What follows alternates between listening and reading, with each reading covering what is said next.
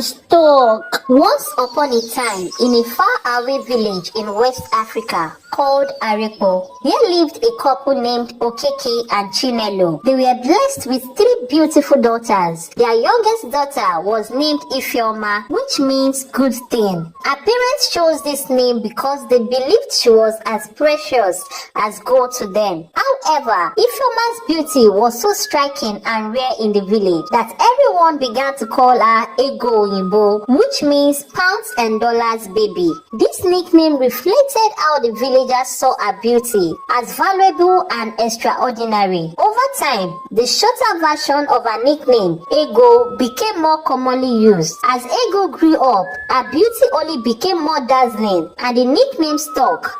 Eventually, everyone in the village, including her family, forgot her real name was Ifeoma. Whenever she introduced herself, she used the name everyone knew her by, Ego Oyinbo. The villagers would often say to her, "You are truly beautiful, like a rare gem," expressing their admiration for her unique beauty. And so, Ego became her identity, known and admired by everyone in the village. Her beauty was celebrated, and her presence brought a sense of wonder to the village. However, Ego was much more than just a beautiful face. She possessed a kind heart and a remarkable talent for creating stunning fabrics and sewing beautiful clothes. As the youngest of the 3 daughters, she admired and looked up to her older sisters, Adana and Chioma, who were also strikingly beautiful in their own right.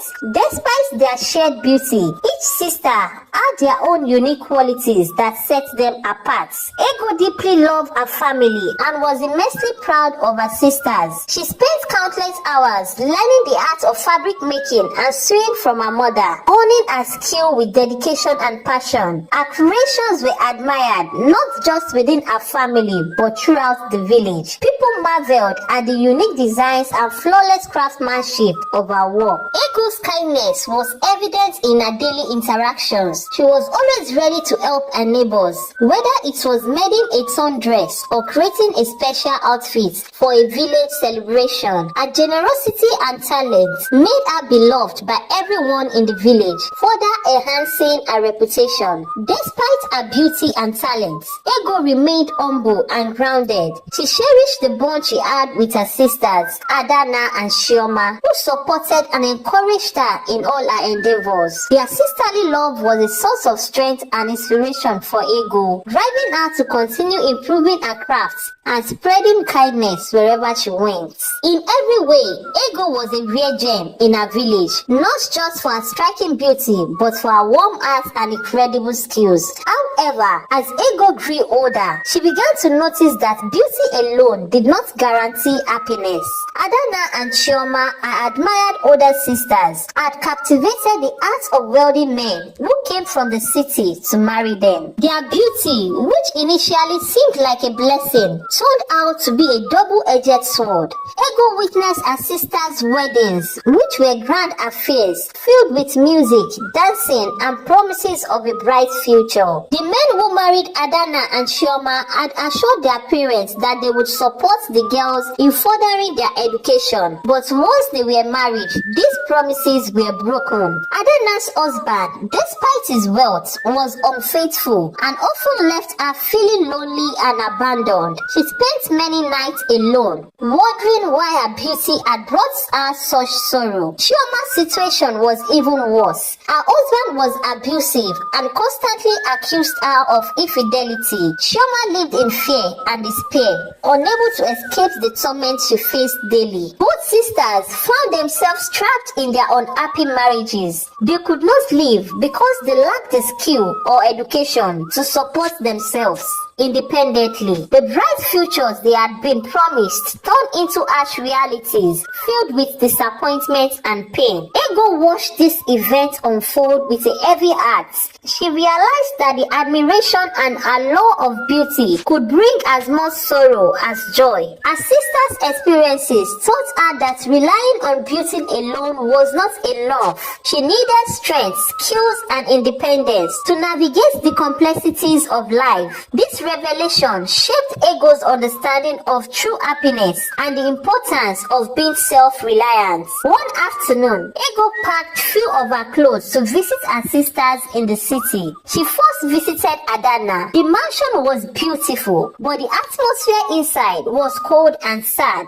Adana sat by the window, looking miserable. "You have to be careful, Ego," Adana warned, her voice trembling. "Don't let our fate become yours. Beauty can attract the wrong kind of attention. He married me because of my beauty, and ever since I got pregnant and my body and skin color changed due to hormonal imbalances, it's changed completely and turned into a chronic cheater, running after campus girls. A man who wants to marry you just because of your beauty is a red flag. I wished I knew, but now I am stuck. I can't leave." Ego nodded solemnly, understanding the depth of her sister's despair. Next, she visited Chioma, who had a bruise on her face and body from a recent beating. "Why don't you leave him, Sister Chioma?" Ego asked, tears welling in her eyes. "I have nowhere to go, and I don't want to be burden to our parents. Besides, they rely on the money he sends to them. I can't leave. I wish I did not marry him. He married me because of my beauty and shape. Now the shape is gone after the birth of my son, and now he turned to a beast, beating me at the slightest mistake," Chioma replied, her voice barely a whisper.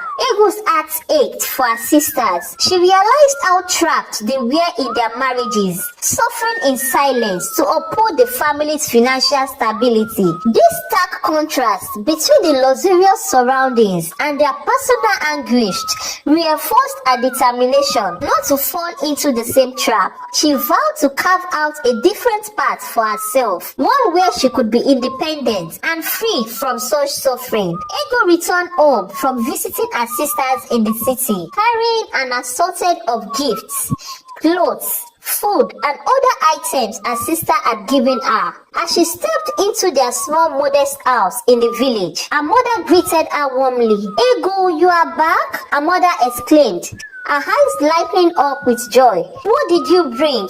Ego handed her mother the bags. "Yeah, Mama, these are from Adana and Chioma. They wanted to make sure you have everything you need." Her mother began to unpack the bags, smiling at the contents. Yet, despite the pleasant atmosphere, Ego's heart was heavy. She could no longer keep her feelings bottled up. "Mama, I need to talk to you," she said, her voice serious and filled with concern. Sensing the urgency in her daughter's tone, her mother looked up. "What is it, my child?" Ego took a deep breath, bracing herself to reveal the painful truth. "Mama, Adana and Chioma are suffering. Adana's husband cheats on her all the time," she confessed. Her mother sighed deeply and shook her head, a lot of resignation on her face. "Ego, you are still young. You do not understand anything about marriage yet. When you grow up, you will see that a woman must be strong and endure a marriage, just like I have." Confusion and frustration washed over Ego. "But Mama, why should they stay if they are unhappy?" she asked, struggling to comprehend her mother's acceptance of such misery. Her mother sat down and looked at Ego with a tired expression, the weight of her own experiences evident in her eyes. "Do you think I stay with your father because I am happy all the time? No, Ego, I stay because it is my duty as a wife and mother. We must be strong for our family. A woman must endure her marriage through it all. A woman must make her own work. In our tradition, when a woman aunt is given out in marriage, that is all, oh. You are left alone to carry your burdens. That is why a woman must endure." Ego felt a wave of sadness and delusionment. She saw her mother, a woman she deeply respected, enduring a life of sacrifice and unfulfilled dreams. The revelation was jarring, making her question the societal norms that accepted women to endure suffering in silence for the sake of family unity. This conversation marked a turning point for Ego, solidifying her resolve to pursue a different path, one where she could would not be confined by the same expectations and hardships that had trapped her mother and her sisters. Ego felt a wave of sadness wash over her. But Mama, I don't want to live like that. I don't want to suffer like Adana and Shioma, she said, tears in her eyes. Her mother took her hand gently. Every woman has her struggles. Marriage is not always easy, but we must do what we can to keep our family together. Ego's eyes filled with tears. Mama, I promise you, I will not settle for a marriage like my sisters. I want to study, become a fashion designer and a fabric maker and make my own way in my life, she said with determination. Her mother looked at her with a mix of pride and worry. You are smart, Ego. I hope your dreams come true. But remember, life is not always as simple as we wish it to be, she said. Ego nodded, understanding her mother's words, but still resolute in her heart. She knew she had to follow her own path, no matter how difficult it might be. She hugged her mother tightly, feeling a deep love for her, but also a firm resolve to change her own destiny. Ego's mother, though worried about the challenges her daughter might face, admired Ego's determination. You have always been strong-willed, Ego. If anyone can carve out a new path, it's you, she said softly, brushing a tear from her daughter's cheek. Ego was determined to break the circle of dependence and suffering that had plagued the women in her family. From that moment on, Ego poured all her energy into her studies and her passion for fashion design. She knew the road ahead would be tough, but she was prepared to face any obstacle that came her way. Ego was driven by the desire to create a better future for herself and perhaps to inspire other women in her village to pursue their dreams and seek independence. One day, while Ego was walking home from school, chatting with her friends from high school, they were all in awe of her skill in needlework, praising her designs and talents. You are so talented. Everyone loves your clothes, said Akuna, one of her friends. Thank you, Akuna, Ego replied with a smile. I just love making beautiful things. As they were about to part ways, Ego turned to another friend. Ijeoma, please, help me remind your mother that I will finish her dress this weekend. She can come and collect it on Sunday, Ego said. I will, Ego. Thank you so much, Ego responded cheerfully. They all waved goodbye and Ego continued her journey home. As she walked down the dusty village road, a shiny luxury car drove past her and then suddenly reversed back. The window rolled down and a well-dressed man called out to her. Hello dear, beautiful. What's your name? The man asked, smiling warmly. Ego stopped in her tracks and looked at him, feeling a wave of discomfort. My name is Ego. What do you want? She asked, trying to keep her voice steady. The man cried, clearly amused. You are very beautiful, Ego. I like you. I want to get to know you better. Ego frowned and shook her head. Thank you, but I'm not interested, she said firmly, hoping to end the conversation. The man seemed surprised by her response, but he didn't give up easily. He asked where she lived and drove to her house. When he arrived, he confidently approached Ego's parents and told them the same story as sisters' husbands had once told. I want to marry your daughter, he declared. I will take her to the city and help her further her studies. She will have a good life with me. Ego's parents were thrilled and tried to persuade her. This is a wonderful opportunity for you, Ego. He is a wealthy man and he will take care of you, they urged. However, Ego stood her ground.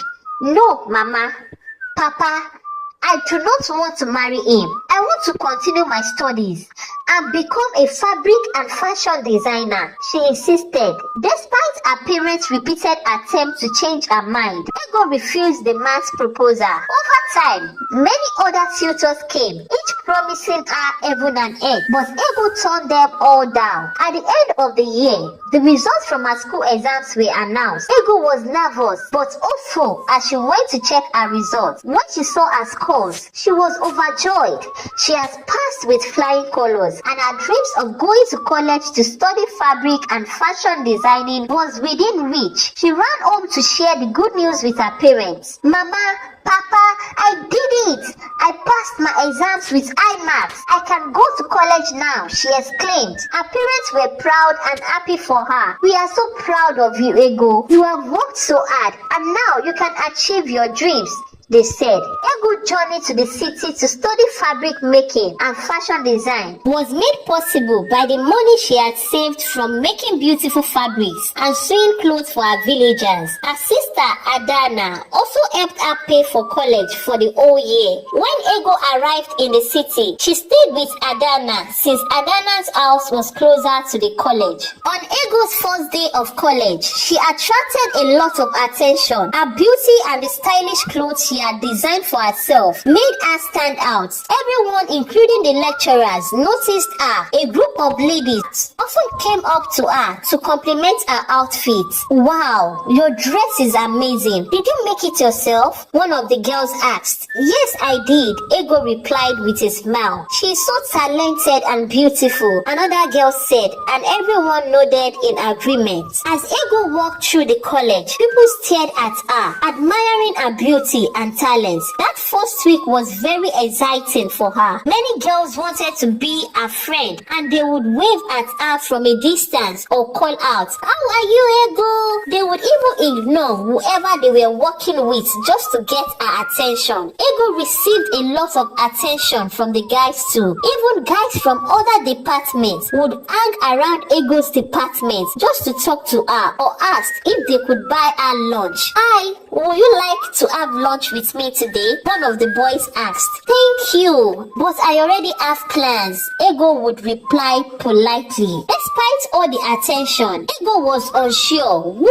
truly liked her for who she was. She felt that people were drawn to her looks rather than her personality. After the first week of classes, Ego was due to move into the college hostel. That Friday, after her classes, she went back to Adana's house. She could hear Adana and her husband arguing. Her husband body shamed her and even called her beauty without a brain. This made Ego very upset. In her mind, she thought, no man should ever love me just because of my beauty. That is not genuine love. That night, Ego took her old sewing kit and started making a mask to cover her face. The material was small, but she had to put many pieces together, resulting in a lot of stitches. Ego didn't care about the appearance of the mask. She just needed something to cover her face. She used a silicone texture that felt like real skin but looked hideous. On Sunday night, Adana drove Ego to the hostel where she would stay.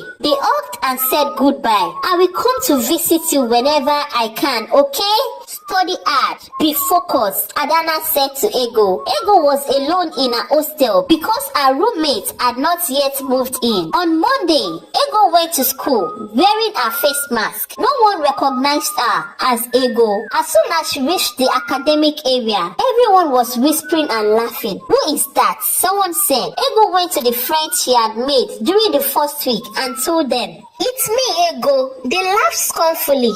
"Do you think you can ever look as beautiful as Ego? Do you even look at yourself in the mirror?" They mocked. "Don't look our way ever again." In class, everyone started asking, "Where is Ego today?" Even the lecturers who admired her beauty asked, but no one knew. The first day of the week was very long for Ego. Students from other halls came just to see her. No one wanted to be seen hanging out with her. During breaks, it was like a museum exhibit. Everyone came to watch her, to see her ugly face and mock her. But Ego didn't care. She was used to being famous for her beauty, and now she was getting used to being noticed for her ugliness. Guys, kindly watch